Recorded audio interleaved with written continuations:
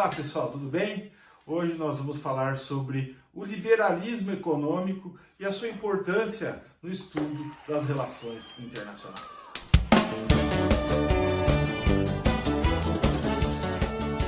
Bom, começamos falando sobre o liberalismo, tratando de um dos principais autores, ou o pai do liberalismo econômico, que foi Adam Smith. Adam Smith foi um escocês, nascido no começo do século XVIII, em 1723, que traz uma contribuição imensa para os estudos da filosofia política, da moral e também do direito e das relações internacionais. Para falarmos do Adam Smith, a gente deve lembrar de uma obra dele chamada A Teoria dos Sentimentos Morais. Esse livro aqui, do Adam Smith, traz, vamos dizer assim, um germe do que depois se tornou a grande obra dele, a sua obra máxima, né, que foi A Riqueza das Nações. Mas, nessa obra, Teoria dos Sentimentos Morais, o Adam Smith, que é esse cidadão aqui, ó, ele começa da seguinte maneira. Imagine você na posição do espectador, que de repente vê um cidadão na iminência de tomar uma pancada na cabeça ou na perna, como o exemplo que ele cita no livro. Uma paulada na perna. Quando o agressor levanta o porrete para acertar a perna da vítima, a gente que está na expectativa, olhando aquilo, costuma puxar a perna junto com a vítima, né? Mesmo que nós não sejamos os agredidos fisicamente naquele momento. Num exemplo mais atual, a gente consegue trazer essa ideia do Adam Smith através de um acidente veicular. A gente está na rua, tranquilamente andando, de repente a gente observa que um carro vai colidir com o outro, né? E na iminência a gente já, mesmo não sendo parte desse acidente, acaba se retraindo, se colocando no lugar das pessoas que estão no veículo. Então, no exemplo do Adam Smith, se colocando no lugar da pessoa que vai tomar a paulada. No caso dos veículos, se colocando no lugar das pessoas que vão sofrer o acidente. Então, a gente acaba se retraindo, se comprimindo, enfim, quase que tentando defender as pessoas que vão se machucar. Ele trouxe para nós a ideia de que isso se trata de um sentimento moral, que é imanente ao ser humano. Então, com base nessa ideia, ele escreveu a sua chamada Teoria dos Sentimentos Morais. Mas por que a gente está falando sobre a Teoria dos Sentimentos Morais para iniciar a fala sobre o Adam Smith e o liberalismo econômico? Especialmente porque o sentimento moral funda muita coisa relacionada ao homem, especialmente no que diz respeito à questão do capital. Vejam, a gente na obra dele observa que ele se manifesta dizendo que nós nos sentimos bem quando convidamos pessoas para a nossa residência, para um jantar, para um banquete, vendo essas pessoas se satisfazendo, né? Se a gente realmente gosta dessas pessoas, a gente acaba aí, portanto, tendo prazer em ver essas pessoas passando bem. Você convida alguém, ela vem para sua casa, você serve um jantar, ela come bem, você fica feliz. Pô, que legal, bebeu bem, comeu bem, bacana, gosto dessa pessoa. A questão da simpatia, da empatia. Claro que em contraponto a gente tem aquela ideia de que alguém vai de penetra, chega sem avisar numa festa, pessoa que você não tem muita afinidade, que não gosta, você acaba se sentindo, de certa maneira, aí mal, não curtindo, não gostando muito dessa presença. Então aí a gente já também tem a ideia da antipatia apresentada por Adam Smith na obra Teoria dos Sentimentos Morais. Mas o que isso tem a ver com as relações internacionais? Alguns estudiosos trazem para nós a ideia de que, a partir dessa obra, Adam Smith escreveu a sua obra máxima, conhecida como Riqueza das Nações, cujo título na íntegra se chama Especulações acerca da origem e da causa da riqueza das nações, conhecido somente como Riqueza das Nações. Essa obra, Especulações acerca da origem e da causa da riqueza das nações, ele apresenta algo muito importante, que a gente constantemente deve se perguntar. Qual é a maior riqueza das nações? As pessoas são a maior riqueza das nações. Se a gente levar para o âmbito das relações internacionais, vamos ver o quão fundamental é essa teoria do ser humano ser o principal valor, né, a principal riqueza das nações, dos estados, portanto, dos países. Com isso, nós começamos a observar a ideia do liberalismo econômico, né, em contraponto aí, enfim, aos estudos do marxismo, os estudos até mesmo do capitalismo. O liberalismo econômico se apresenta através do Adam Smith da seguinte maneira. Veja, em certas passagens da sua obra, ele diz o seguinte, que não é da benevolência do padeiro, não é da benevolência do cervejeiro e não é pela benevolência do açougueiro que eu vou jantar hoje à noite. Ele diz que, especialmente pela vontade deles de obter vantagem com isso.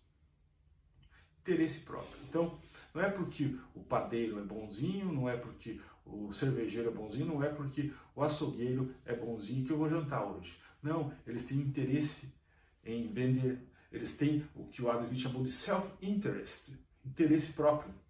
E no âmbito das relações internacionais, nós observamos, em detrimento, por exemplo, as ideias de dependência e interdependência, que os países têm os seus interesses. Então, não é porque um país é bom que ele vai vender produtos para nós. Se fazer uma analogia, não é porque a China é um país bom, ou um país, enfim, que quer o bem da humanidade, que eles vendem para nós as coisas. É claro que eles têm interesse. É claro que a China tem interesse em vender. E você sabe que a China é uma campeã em exportação de produtos, enfim, manufatura barata, né, mão de obra, enfim, eles têm aí um potencial imenso para exportação. Não é pela benevolência da China que eu vou comprar os produtos deles aqui, mas sim pelo interesse dela em vender. Interesse próprio também aí, portanto, observado pelo Adam Smith. Bom, o Adam Smith trata ainda a ideia de mão invisível, invisible hand, onde ele diz que o mercado, que especialmente a economia, ela rege-se por si. Não há a necessidade de uma interferência estatal, ou, melhor dizendo, que independente da interferência estatal, a economia acaba regendo-se por si. Ela tem mais ou menos uma vida própria, ou uma mão invisível que a rege, que a comanda. Portanto, aí nós temos a ideia de Adam Smith nesse sentido. Invisible hand. Claro que o Estado acaba se utilizando de regras para acalmar os ânimos no que diz respeito à questão econômica, à questão aí, financeira, enfim, mas nem sempre essas regras acabam funcionando. Portanto, é nesse sentido que o Adam Smith traz para nós a ideia de mão invisível, invisible hand. Uma frase do Adam Smith que pode ilustrar bem essa questão é a que diz o seguinte, que pouco mais é necessário para reerguer ou erguer um Estado, da mais primitiva barbárie até o mais alto grau de opulência. Diz ainda o Adam Smith que além de paz, de baixos impostos e de boa administração da justiça, todo o resto corre por curso natural das coisas, ou seja, não é pela legislação, pela norma, pela regra que nós vamos conseguir reger um Estado no que diz respeito à questão econômica. Tá? As coisas acontecem naturalmente. Em certa oportunidade, o Adam Smith também diz que a maior ambição dos homens é colherem aquilo que eles nunca plantaram. E também, em algumas oportunidades, ele diz o seguinte, que se você for colocar numa regra aí a ideia de que as pessoas procuram o trabalho sempre pensando na vantagem que eles terão para si, teremos um problema, uma vez que essas vantagens não são aí para a sociedade. Além da ideia de dizer que é injusto que toda uma sociedade contribua para a vantagem de alguns ou de uns indivíduos na sua singularidade, né? Então temos aí alguns aspectos importantes com relação à ideia de Adam Smith e da riqueza das nações, da mão invisível e também aí do interesse próprio, que são fundamentais para o estudo das relações internacionais. A gente vive um momento de pandemia e hoje a gente consegue observar que a questão tanto do liberalismo econômico quanto do capitalismo em si, como a ideia de socialismo, a ideia de marxismo, como queiram, sofreram aí impactos no que diz respeito à sociedade ou às sociedades, enfim, à comunidade internacional. Nós observamos que hoje a iniciativa privada tem um papel fundamental, todavia ela não está obtendo muitos benefícios, ou seja, o Estado deveria prover muitas coisas para as pessoas que estão necessitando, efetivamente, todavia a gente sabe que a ideia de Estado ela está precarizada, a gente sabe que existe a vontade e o que realmente um empreendedor, um comerciante, um empresário quer é a obtenção de lucros, todavia a gente tem que também lembrar que há uma responsabilidade social. Então, há a necessidade também, além do Estado prover as principais necessidades dos seus povos, a iniciativa privada, de certa maneira, acabar contribuindo com a questão social. É um tema delicado, bem delicado. Claro que muitos não concordam com isso, entendem que a iniciativa privada não deve nada para a população, para o povo em si, para o Estado, e, ao mesmo tempo, acham que é necessário que o Estado proveja todas essas necessidades.